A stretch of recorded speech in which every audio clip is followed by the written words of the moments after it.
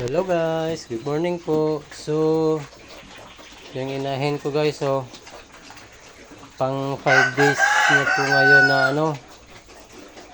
na walang ganang kumain. Bigla-bigla siyang walang ganang kumain guys. Yung nakaraang araw, nung nag-umpisa siyang walang gana, kahit tubig guys, hindi siya umiinom. So ngayon umiinom siya ng tubig. Siguro mga 3 days yun. Pang 3 days niya na na hindi kumakain masyado. Umihigop siya ng tubig. So importante guys, umiinom ng tubig. So chinecheck ko, wala naman siyang lagnat. Tsaka nakakatayo naman.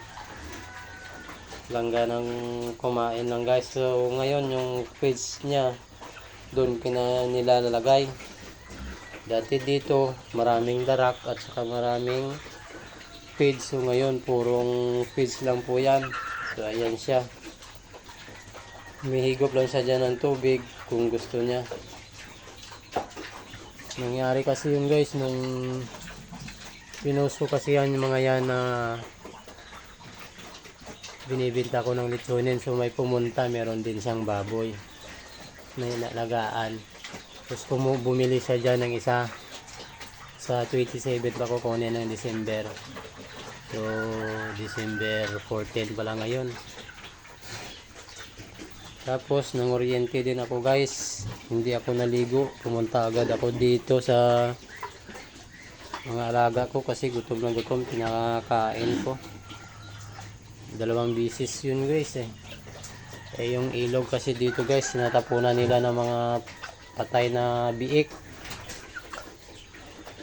Kaya siguro nakontamina yung kwan ko. Yung nauna yung mga biik guys, biglang umano din yun. Walang ganang kumain. So now, parang nanamlay na hindi na kumakain ng marami. So niligo ko lang sila ng suka. Tapos nilagyan ko yung tubig nila ng Mefenamic, Amoxicillin at Bioflow guys. So isang beses ko lang ginawa. Bumalik naman agad yung nila, yung gana sa pagkain. Tapos mga after 2 days siguro guys, yung inahin ko naman guys, yung pumalit. So ito, ang tagal niya guys. Tagal niyang makarecover dun guys. So ayan pa yung feeds niya guys. So puro feeds na nga yan nakaraan nga pinapainom ko siya dito ng 12 liters. Maraming darak, maraming ipa, maraming darak pala, saka feeds na konti. So ngayon kahit purong feeds may natitira pa guys. So ayan, umihigop lang siya dyan guys. Hindi ko na nilalagay dito yung pagkain niya, yung feeds niya guys sa tubig kasi ayaw niya guys, napapanis nga. Iniiwanan ko, nakakain niya pag gutom pero hindi niya kinakain, kaya dyan inihiwalay ko na lang para yan pwede ko pang sumwalisin. Tapos binadaspan ko at binabalik sa lagayan, hindi kaya pinapakain sa mga kitiko o pato o ano ba yan, yung muscovidac. Ayan siya guys. So nangayayat na nga siya guys. So tingnan nyo, ang ganda ng katawan nito nung pinapakain ko siya ng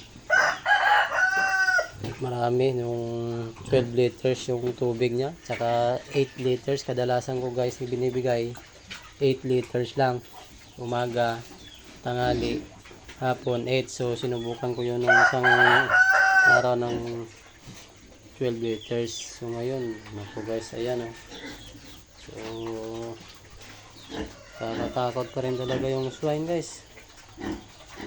Nangoriente na naman ako dun guys. May nakalagay na naman sa sako na hayop, baka baboy ulit yun. Ilagay sa sako tapos tinapon sa ilog. Iniwasan ko nga yung lugar na yun pag nangoriente ako. Tapos naliligo na ako guys. So ayan, naka-recover naman siya guys. Kumakain siya konti lang. Nakaraan nga Ayaw niyang tumayo eh. Medyo malakas naman siya guys. Pero hindi siya tumatayo nung nakaraan. Umuupo lang, binibigyan ko lang doon ng pagkain. So ngayon dito na siya. Kunti lang nga. Nasa kalahating kilo binigay ko, hindi pa niya naubos. Guys, buntis to guys, kaya hindi ko siya mapainom ng mga gamot.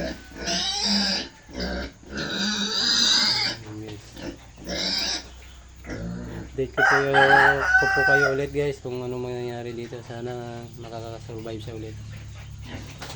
Guys, naka-isang buwan na siya nung December 11 yung ano niya guys, yung pagbubuntis. Thank you guys.